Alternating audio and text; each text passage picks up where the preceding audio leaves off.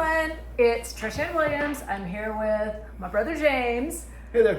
We're going to talk to you today about Annabel Monaghan, specifically Nora Goes Off Script. So I think if you've been listening to our stuff, I think I reviewed this briefly previously, but then now my brother's read it, and apparently he has some thoughts. I got some thoughts. So you want me to read the little summary real quick? Yeah, go ahead. Yeah, that's fine. All right, here's the summary just in case, just as a refresher. This book came out in 2022, so it's not new.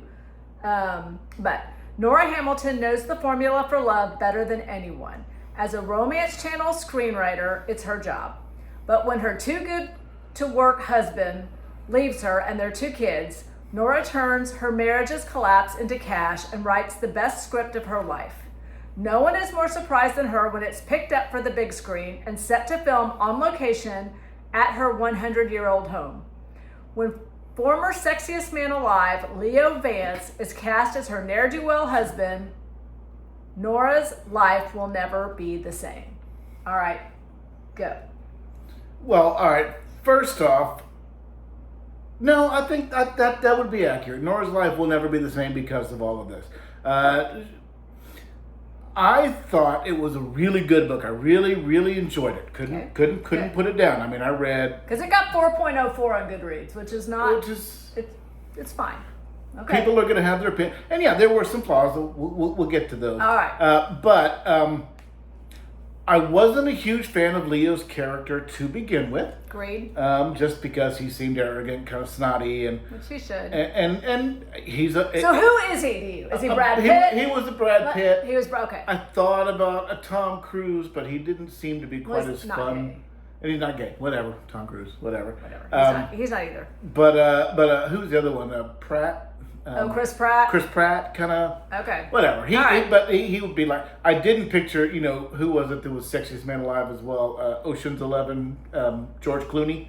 No. He's definitely more of a Brad. Never entered my mind. He's one of those. Okay. One of these modern day guys. All right. So yeah, the whole thing just seemed weird. But I also understood that this is a Hallmark Channel fantasy romance. So I kept waiting for the bottom to drop out for a while as it goes, and the bottom never really dropped out. It doesn't. It just faded. It just sort of faded.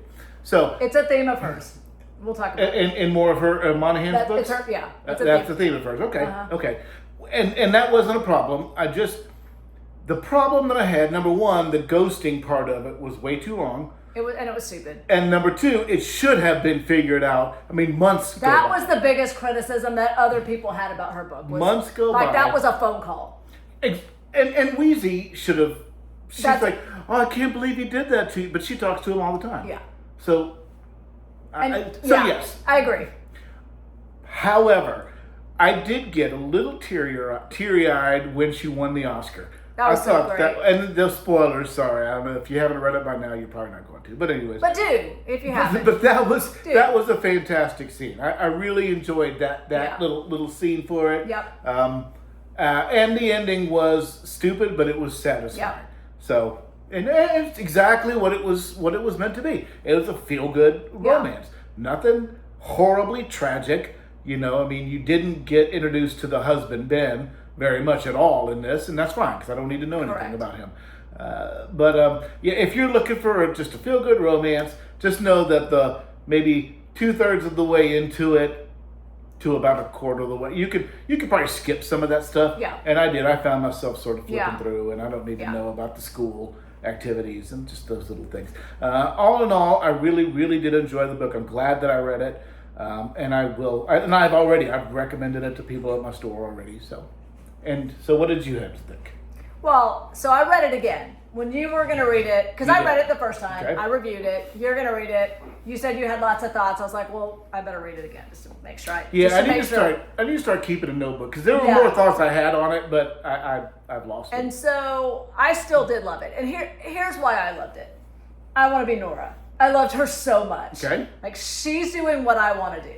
Right? She's writing Hallmark screenplays. I want to write for Harlequin. It's the same thing. Mm-hmm. Like, she's doing what I want to do. And to have your book made into a movie and Brad Pitt or whatever, Leo Vance stars in it. Like, that's the dream. That's the dream. For me. To go to the, whatever. That's the dream. So I loved her so much. And the book started off with that. Yes. Page 1 was the film crew coming to the house. Yes. So all of that stuff was already, you didn't have to read how all of that happened. Yeah, so I loved her. I still thought it was, okay. So here's the deal about Annabel Monaghan. And I've read 2 more, and I'm going to talk about them just really quickly, too. She writes what, and I've been looking for this for a while. She writes my summer read. Her books are what I want my summer reads to be. And I'll tell you why. In general, both the characters, I know you didn't like Leo that much, but both of the characters are good characters. I liked him a lot at the end. Like, she middle doesn't bring in like a horrible character who has to get reformed, right? Correct. She basically does 2 good characters, and for whatever reason, their lives interconnect, or they have to face a conflict together. And what I will tell you in general is you got to stay on the surface. Because Sure. her conflict sometimes, like James said, okay, you could have called it and it would have been resolved. Well, you got to make a book out of it.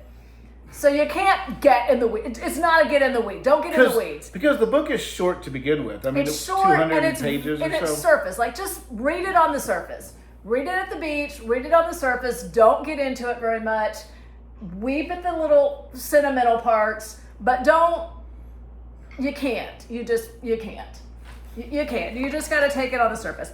So I've read 2 more books of hers since then. So that was 2022. In 2023, she put out, and she puts out her books around June, apparently once a year. It was called Same Time Next Summer. And same thing, it's not the same thing at all, but it's 2 good characters. Like, it's a mom, she's left no, that's not true. This is a different one. Yeah, this is a different one. So this is a single girl. She's engaged. Oh yeah, this one was different. Okay, single girl. She's engaged, and she goes back to her hometown, and she finds her childhood romance, who's back in town. And again, they broke up for a really stupid reason. A really stupid. It's the same thing. It's a really stupid. Don't think too hard about it. But the thing that I was concerned about is, like, Sam, who's the woman. She's nice. Jack, her fiance, he's nice. Wyatt, the childhood romance, he's nice. And I'm like, well, how are you going to resolve this without making somebody look like a jerk? Exactly. She does. And that's what I thought. Again, that's what I thought for Nora. Like, don't think about it too hard, but it's cute. It's a childhood romance. It's cute. Jack's fine. It's cute. And then in 2024, she put out Summer Romance, which divorced woman, and this one's kind of cute. So she meets, like, her best friend's brother, who she hasn't known since he was a child, and now he comes back as an adult.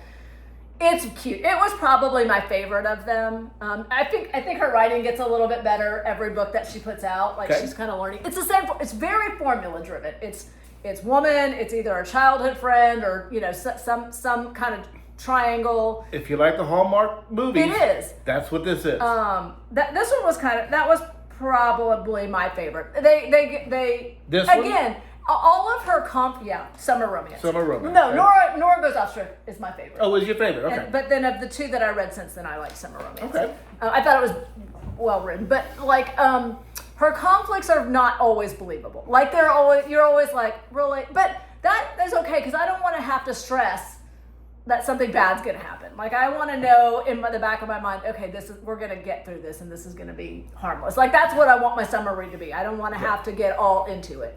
So I'm going to read some more of hers, and I'll update you as I go. Well, and also for me as a bookseller, these are very easy to sell because there's nothing graphic in them. Nothing graphic. There's not the big huge sex scenes or anything like that. Everything is implied beforehand and after. Yep. But I can sell it to 16-year-old girls. For sure. And I would. Because it gives them it's and the women are empowered. Like, it's good. It's a wholesome, easy to read. All of them. Any one of her books are going to be, or I've read 3. I kind of would have liked to have known a little bit about Naomi. I know. Maybe she was kind of fun. I thought she was going to be a a Yeah, bad more. actor in all of this, but no, she was just who she is. There's not really ever a bad actor. There isn't, other than Ben, who you didn't know, the husband. Yeah. But, yeah. Okay, and so you want us to tell them what we're reading now? We, both of us, just started last night a book called Murder Takes a Vacation. Oh my God, I forgot the author's name. Sarah something, right? Not Sarah Penner. This was Laura Lippman. Laura Lippman was the author of it, and her books had traditionally been a little bit darker. Oh, this doesn't feel dark. I don't feel dark yet.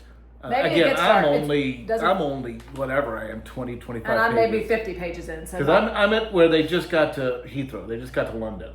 Oh, so okay. they haven't even gotten to I'm just a little bit ahead of you. Yeah. Okay.